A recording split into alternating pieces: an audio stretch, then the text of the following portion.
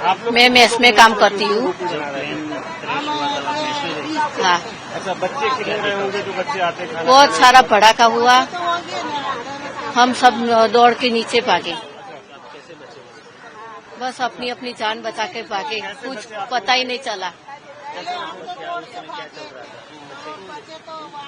उस समय हम रोटी बना रहे थे। खाना हम बनाते 20 साल से।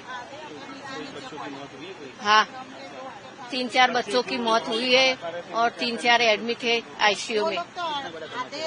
बहुत बड़ा, कुछ पता ही नहीं चला कि क्या हुआ है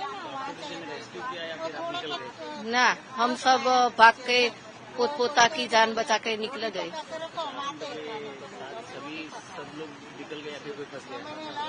एक मासी फंसी गया, 2 साल की बच्ची और मासी, वो मिल नहीं रहे कल से।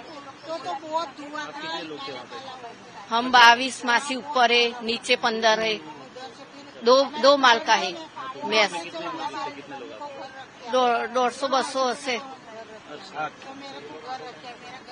150-200 व्यक्ति थे।